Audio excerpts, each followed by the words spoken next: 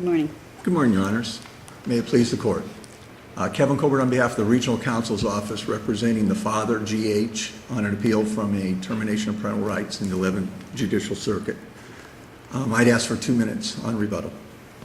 Your Honor, we've assigned 3 errors in the trial case below.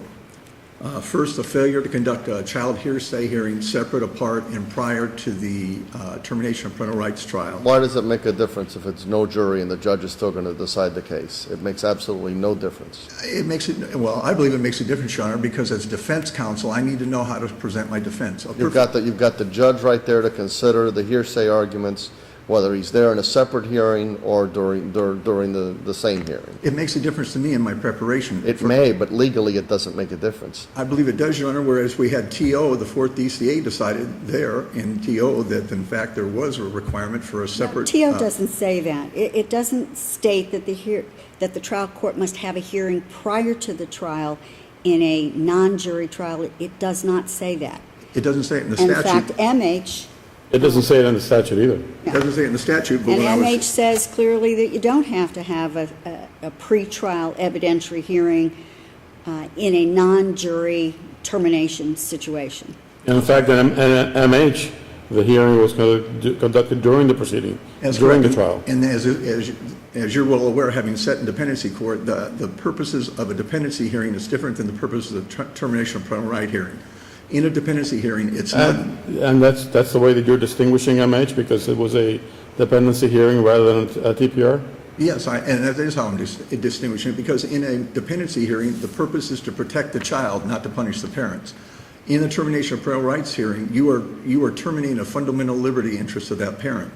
And I believe it's a more serious thing and something needs to be treated differently. An example, not in the briefs, but an example would be there is no ineffective assistance of counsel in a dependency hearing for that very reason, but there is... M.H. doesn't limit, the First District does not limit its holding to dependency hearings. It says, we also find that in the context of a non-jury case, such as a dependency hearing, the fact that the necessary findings are not made until the conclusion of the case does not violate the principles announced in MB.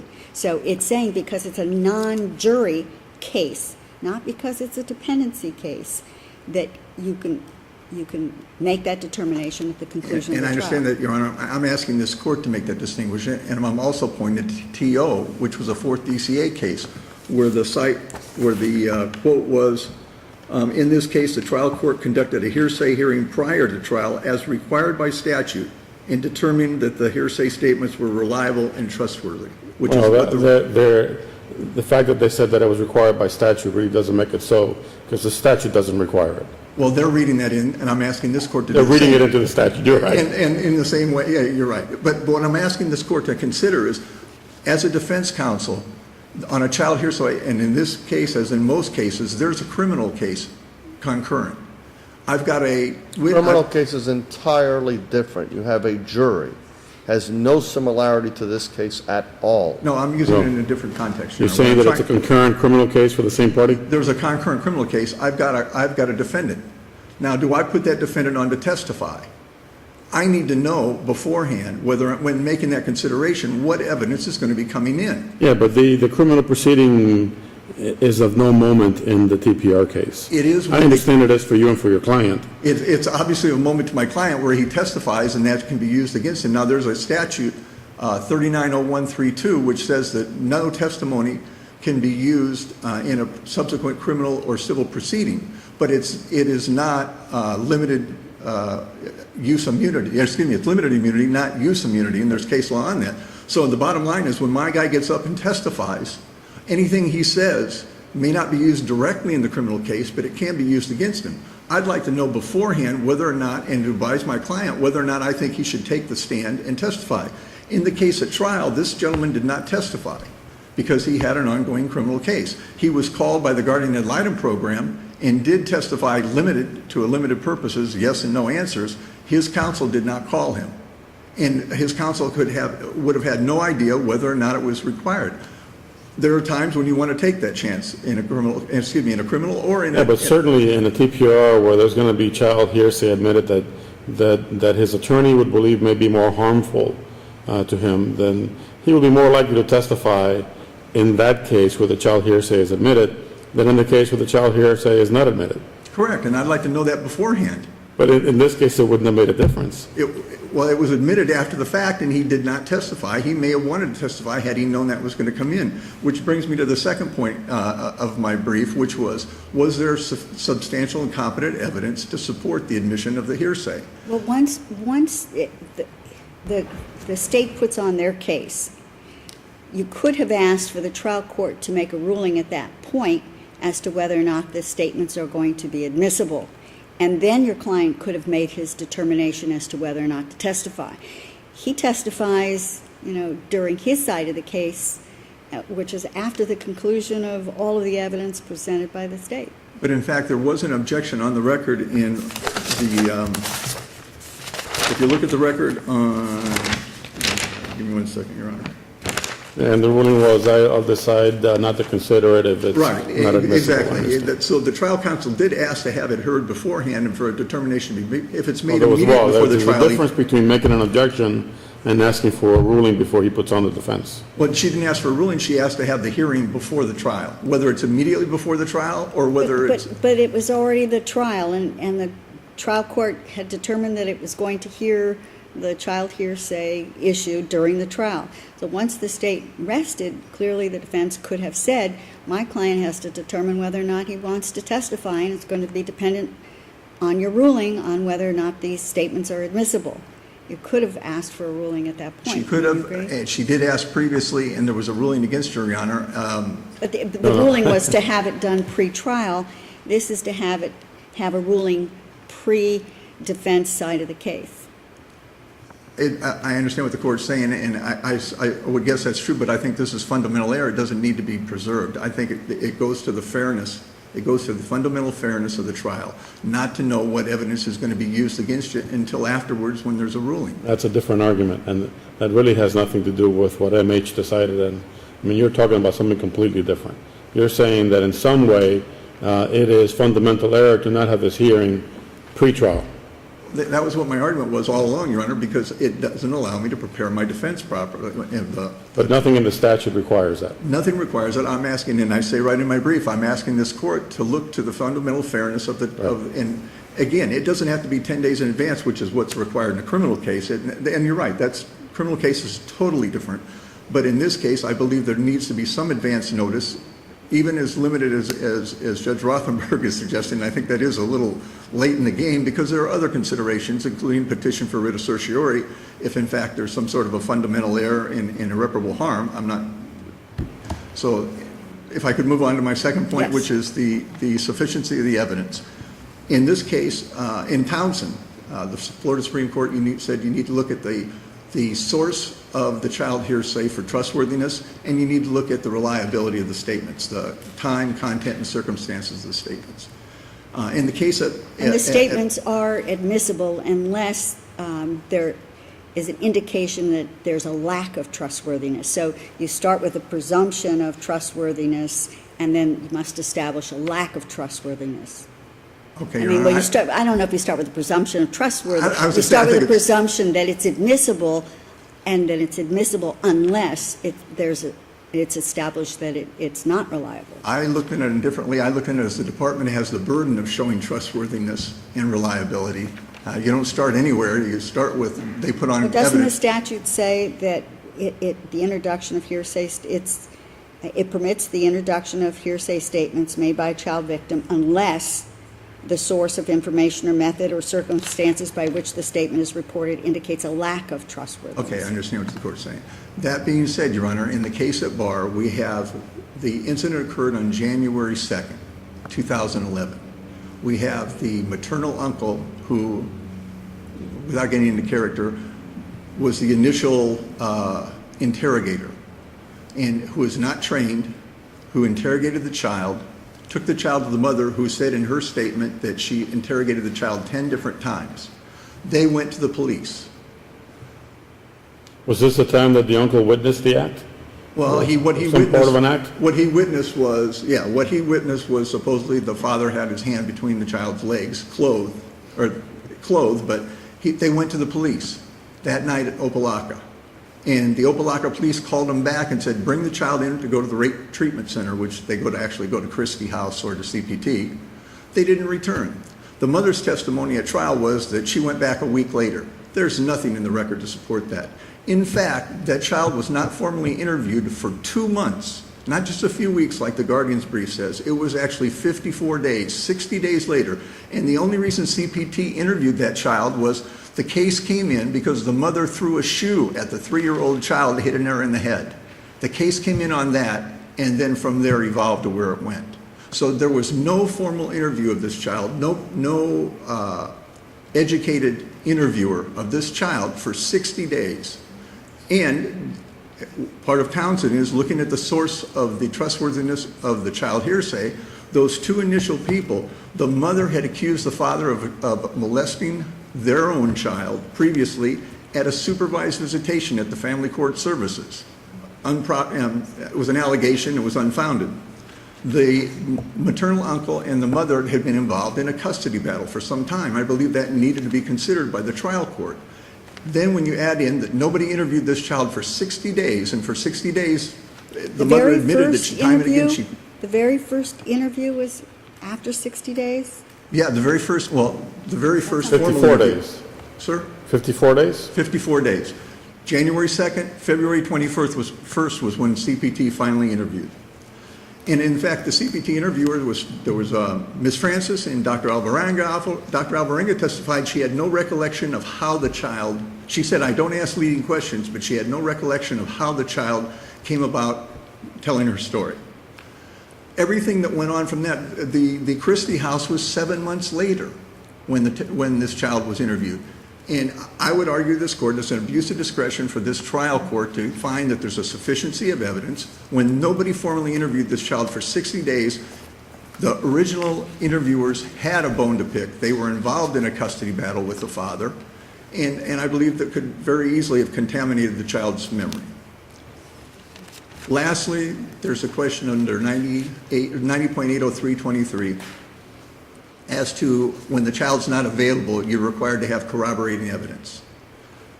Judge Fernandez spoke to the only thing that could be considered corroborating evidence, which was the maternal uncle's testimony 3 different times of different things he saw. But the question then becomes, is that similar fact evidence?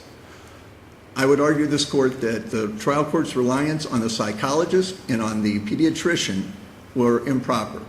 The pediatrician said there was sexual abuse by history.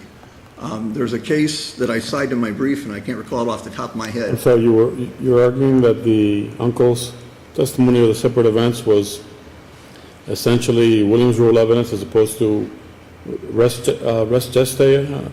I mean, this is part of the crime itself, isn't it? Or rather, the event itself. Well, the child said that he touched her, and when the child's finally formally interviewed, that he touched her in the bathtub. That's not what the maternal uncle testified to. What was charged in the charging document? In the termination of parental rights? Yes. I believe it just said, actually there were numerous charges, none of which were proven. I mean, I don't believe it. But you believe none were proven? What events were charged in the... There was because the child made numerous inconsistent statements, as a 3-year-old child's want to do, especially when it's months afterwards when she makes these allegations. But the uncle testified to 3 events that he allegedly witnessed. Correct. And one was the event in the bathroom. Correct. Where he heard her saying, stop it, and what he observed. And then the second incident when he hears the door opening and closing, and he goes out and sees the defendant peering outside and doing what he's doing. And then the third incident, which is the one that caused him to then report it to the mother and the maternal grandmother and so on. So those 3 incidences, or what he witnessed, are what make up the allegations in this dependency complaint. The only Williams Rule evidence would be the molestation of the mother when she was 13 years old. Right, that's the only similar fact evidence here, right? There was another witness who came in and said that she was also. Right, but as Judge Rothenberg just pointed out, those events are part of this TPI proceeding. That's except for correct. the mothers. Well, but the trial court relied on those other similar facts, if I'm not mistaken. as to But the- in terms of corroboration, Correct. these three things that the uncle witnessed is the corroborating evidence to the child's hearsay statements, correct? And the question for this court is, are those similar enough to the incident that was They don't have alleged? to be similar. It's corroboration of what she says happened. But they have to be, in other words, it can't be something totally different. It's not totally different. It's Well- what she said he did to her, and it's what this witness observed him doing to I her. think I'm not being clear. What I'm saying to the court is her allegations from her mouth were that he touched her in the bathtub, which means she was naked. Well, that's not the only That thing she another said. time, well, excuse me, Your Honor. I'm Yeah, sorry. that's not the only thing she said.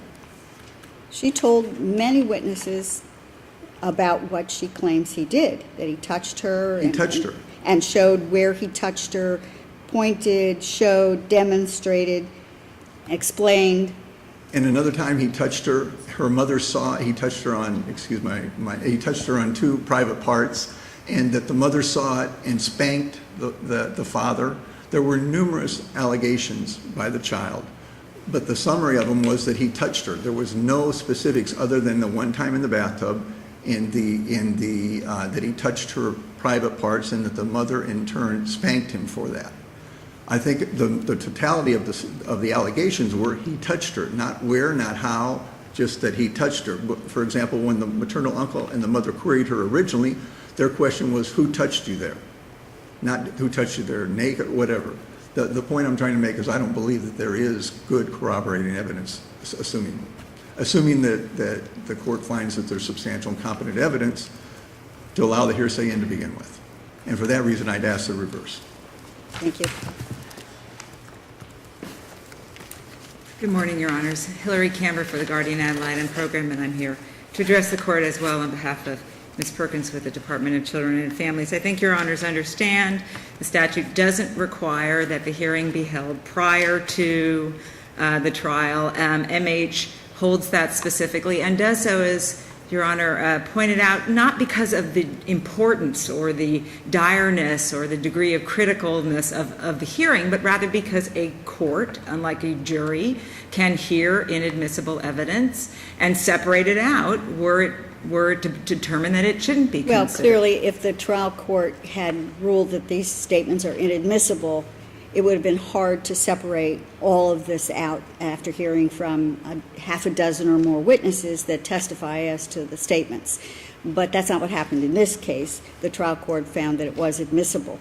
Wouldn't it have been a better practice is after hearing all of the evidence at the close of the state's case for the trial court to make its ruling and then to put the defense on notice so the defense can determine whether or not they want to put on a case? I think, Your Honor, had this trial judge been presented that specific evidence, which we're hearing for the first time today, it's not even in counsel's initial brief, that he may well have done so. This would be, second guessing that proceeding, but he was never presented this argument, and as I say, it's just being presented today. The court's ruling on the child hearsay issue came after the conclusion of the TPR proceeding, correct? I believe But that's right, before- but before the issuance of the final judgment. That's exactly right, separate orders. And MH is a little different.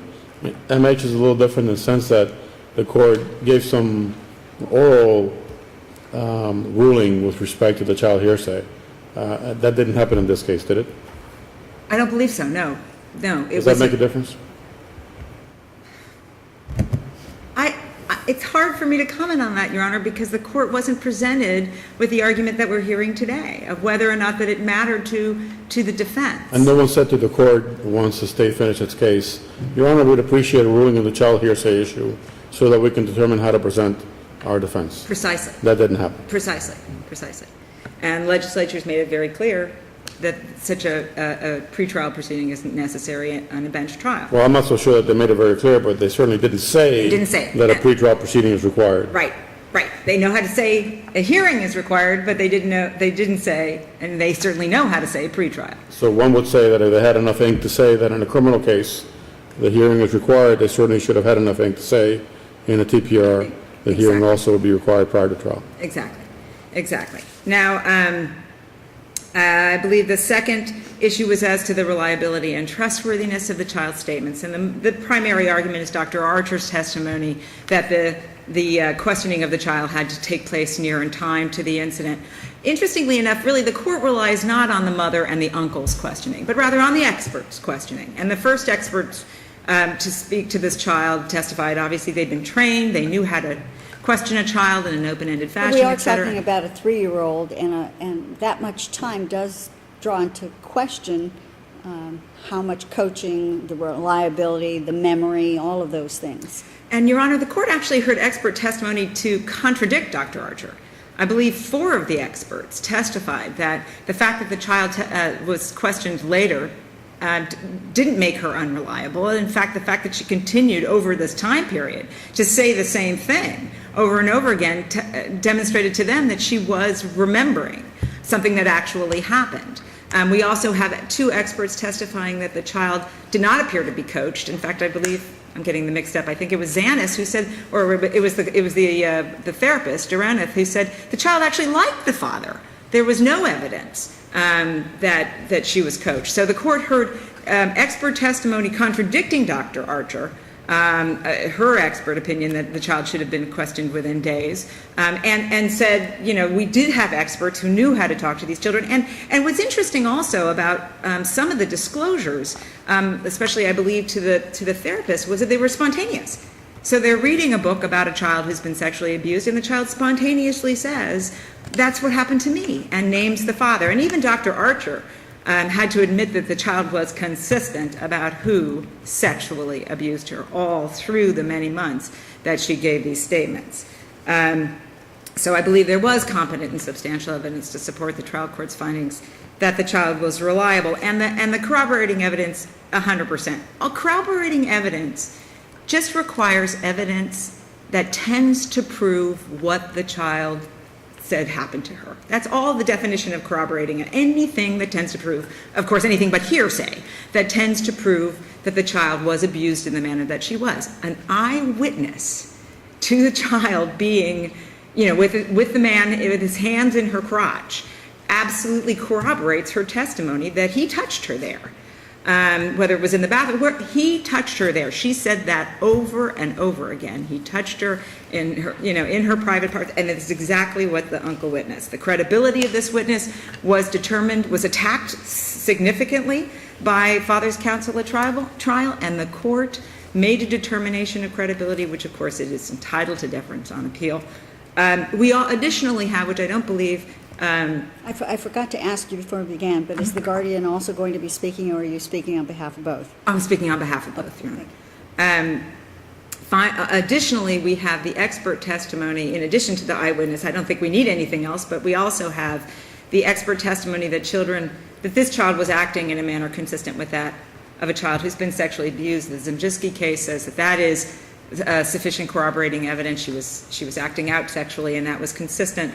And then we have the similar evidence of the mother's rape by the father when she was 13. But once you have the eyewitness, you don't even need to go any further than that. If the court has no other questions, we would just ask for an affirmance. Thank you.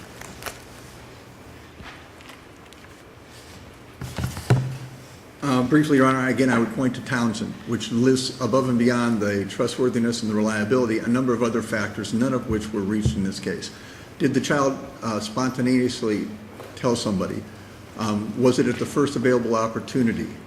Did the child use language that's... But according to Townsend, that's just one of the factors to consider. I mean, the fact that the interview occurred 54 days after the incident is, in and of itself, not determinative, is it? No, but at the same time, I think when you consider in the light that it was the mother who was in a custody battle and who had falsely accused the father before, and 54 days go by, she was told by the police to take the child to the rape treatment center the night of the incident and didn't bother. And it wasn't until it came in on something else that it finally, and I envisioned the coaching. I envisioned when she found out this child was going to CPT for something she did. Sure, the child's consistent. It's a 3-year-old child. Dr. Archer testified that 3-year-old children, when asked by an adult, even if they don't know the answer, will give an answer trying to please the adult. this child heard the answer, she gave an answer or heard what they wanted to hear, and she repeated it and repeated it again and again. They're pointing to 7 months later when the child made spontaneous statements. I would argue, and Dr. Archer testified, that children can have enhanced memories. She didn't use the terminology, but that over time, that these memories become inculcated. In this case, I believe the failure to take this child to have somebody interview her professionally in a timely manner defeats any purpose, defeats the purposes of spontaneity, it taints the child's testimony is what I'm trying to say to this court. And for that reason, and for the reasons I stated before, I'd ask this court to reverse the remand. Thank you. Thank you very much. All right.